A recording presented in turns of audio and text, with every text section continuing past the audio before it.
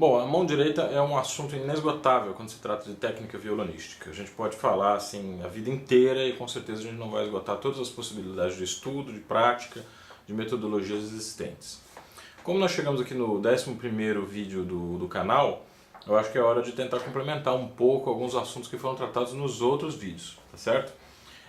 E hoje eu quero comentar justamente o vídeo número 6, que por uma coincidência é onde eu apresento a sequência dos 6, quer dizer, as 6 fórmulas de arpejo que resume a maioria das situações que a gente encontra no repertório do violão, seja violão clássico ou violão popular, que essa foi uma coisa que eu não mencionei muito, né, mas essa é uma sequência de exercícios para a mão direita que serve também para a prática do violão popular, ok? Então prontos aí? Vamos nos aprofundar um pouco nesse estudo? Bom, eu recomendo que o pessoal procure aí o vídeo que está marcado com a hashtag 6, que é onde a gente faz uma pequena introdução a essa metodologia de estudo aqui. É esse quadro, exatamente esse quadro que está lá, tá? Foi apresentada essa sequência de exercícios, foi dado um exemplo também, através, eu mesmo fiz esses arpejos para exemplificar como é que tem que ser feito esse estudo, tá? Então eu recomendo vocês que voltem naquele vídeo, deem uma olhada naquele conteúdo antes de chegar aqui, né? E também dê uma olhada na aula que foi gravada com o Valdir, que é muito fácil ser encontrada no canal, porque ela não está numerada, tá certo? Não tem a hashtag, eu estou publicando uma a cada sábado. E essas aulas foram gravadas no estúdio do grande Valdir Júnior, né? No estúdio Faria e Friends, certo? Dê uma olhada lá, a videoaula número 2, eu trato especificamente da técnica, dos fundamentos técnicos da mão direita. A videoaula número 1 trata de postura, a videoaula número 2 sobre técnica da mão direita, a número 3 também sobre técnica de mão direita, a número 4 que fala da técnica da mão esquerda, que foi a que eu liberei na semana passada. Todo sábado tem um vídeo assim um pouco mais aprofundado. E ao longo da semana eu vou fazendo essas conversas de violonista, que é onde vocês podem encontrar um conteúdo um pouquinho mais destrinchado, né? Um pouco mais aberto. E para esses vídeos vocês estão convidados a colocar sugestões, a apresentar temas que vocês possam se interessar, tá bem?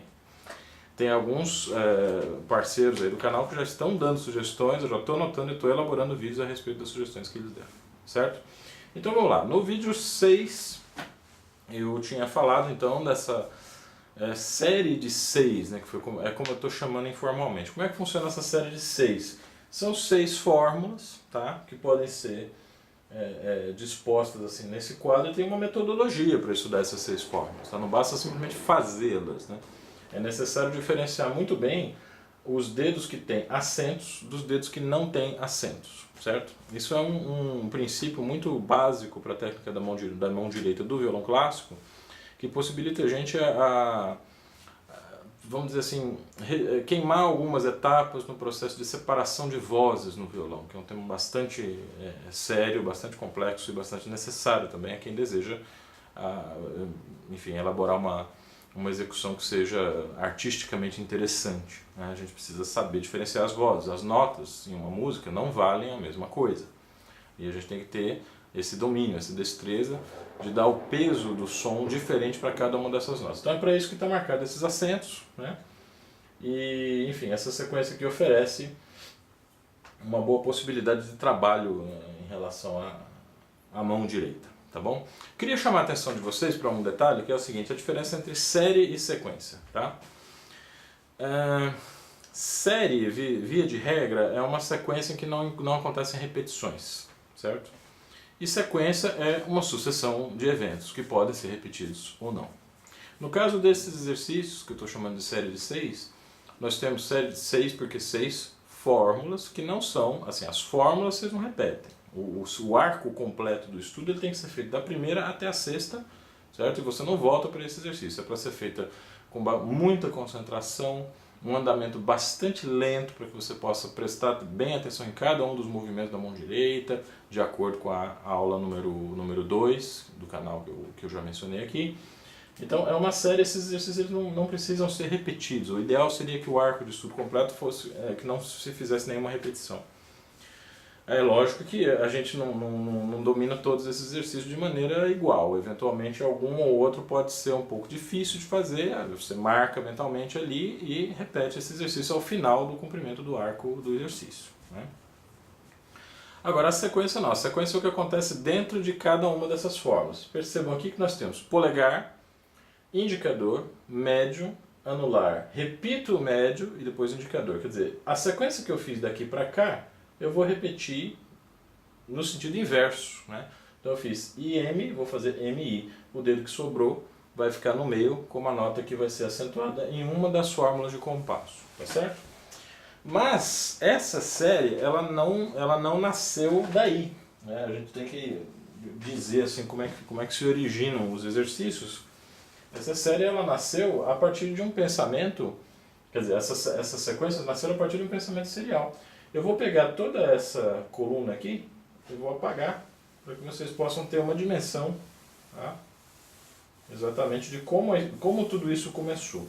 E como eu posso utilizar essa série de maneira mais simplificada, tá?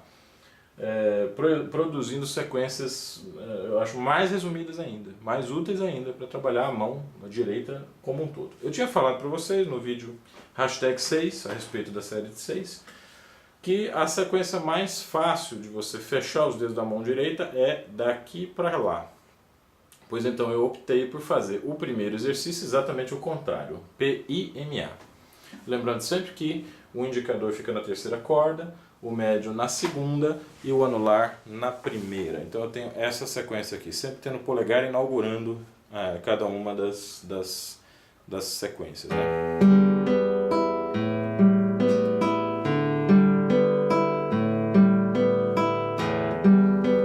Faça isso 2 vezes.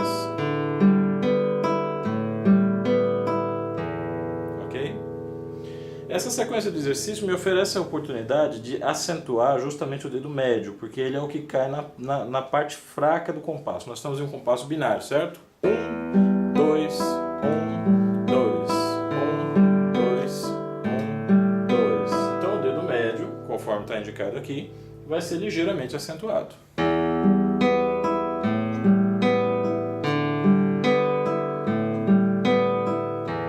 Em linguagem de violão clássico era como se eu estivesse dizendo para as pessoas: isso é acompanhamento, mas isso é solo. Essa é a melodia principal, então.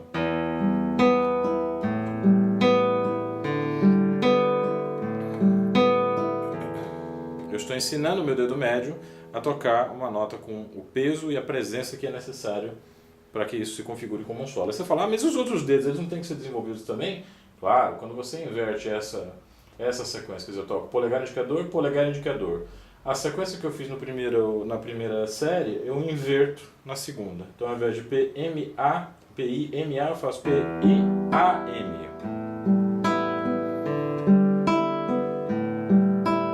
E aí está o anular fazendo o som de melodia e os outros dedos acompanhando. A sequência seguinte vai manter esse anular acompanhando. Quer dizer, desculpa, fazendo o anular fazendo a melodia principal, né? E os outros dedos vão acompanhar. Só que eu troquei o indicador e o médio de lugar. Eu começo agora com o dedo médio e o último dedo que eu vou usar é o indicador.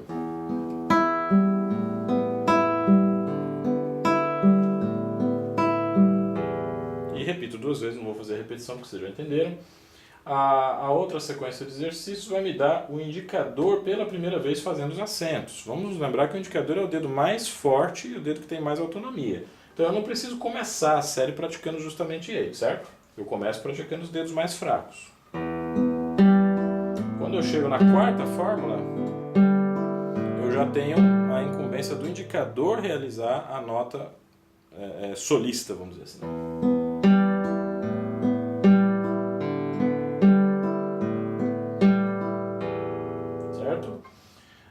Se eu fizer a inversão desses dedos periféricos, dos dedos que estão em torno da nota acentuada, que eu fiz M, A, agora eu faço A, M, eu tenho ainda o indicador acentuando em uma sequência de dedos diferentes.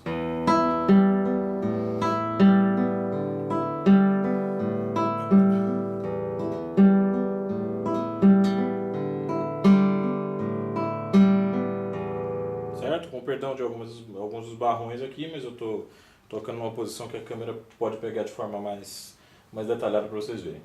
A última sequência é uma sequência que ainda repete, mantém o anular em relação ao polegar, logo depois do polegar, mas o dedo que faz a acentuação é o dedo médio, já não é mais o indicador. e o dedo indicador passa a ser a última nota do arpejo, retornando então à condição de dedo acompanhador.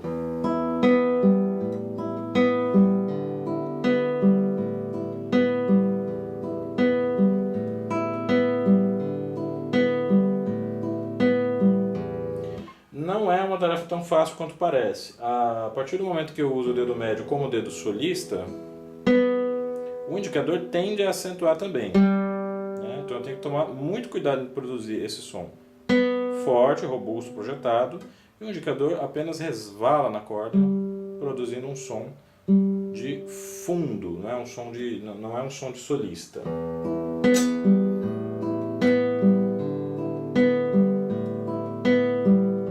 Certo? Se vocês forem olhar essa tabela inteira, vocês vão perceber que todos os dedos passaram pela situação de serem solistas e de serem acompanhadores. Certo? Bom, tudo isso aqui está funcionando muito bem dentro de um compasso binário, certo?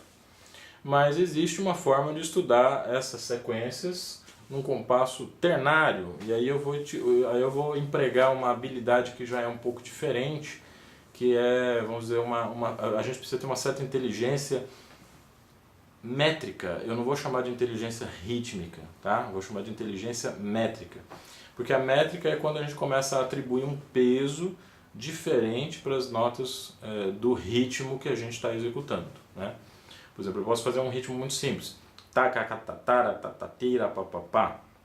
mas a métrica é quando eu dou uma direção diferente para cada uma dessas notas. Por exemplo, como é o caso do choro, né, que utiliza mais ou menos esse tipo de acento métrico a partir do segundo tempo, direcionando para a próxima nota a primeira nota do próximo tempo, né? Também eu posso dividir essas 4 notas por tempo de outras maneiras, por exemplo, tira, tá, quando eu acentuo de 2 em 2, né? Então esses detalhes, essas formas diferentes de dizer os mesmos ritmos, elas fazem parte do estudo daquilo que a gente chama de musicalidade, né? Então, no próximo vídeo eu vou comentar com vocês um método de utilizar essa versão, tá, da tabela de mão direita, só que num compasso ternário, e aí já um treino tanto para a inteligência métrica quanto também para a questão da velocidade, que eu ainda estou falando muito de técnica, já estou no 11º vídeo falando de técnica de violão, mas não falei uma palavra ainda sobre velocidade, tá?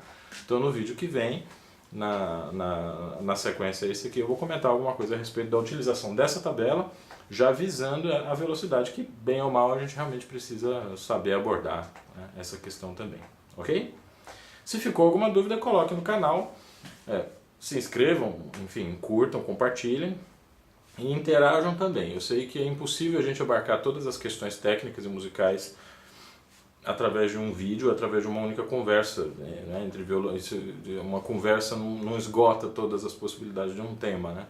Então vocês estão convidados a dar sugestões a respeito dos temas que vocês tiverem interesse em ver sendo discutidos aqui, tá certo?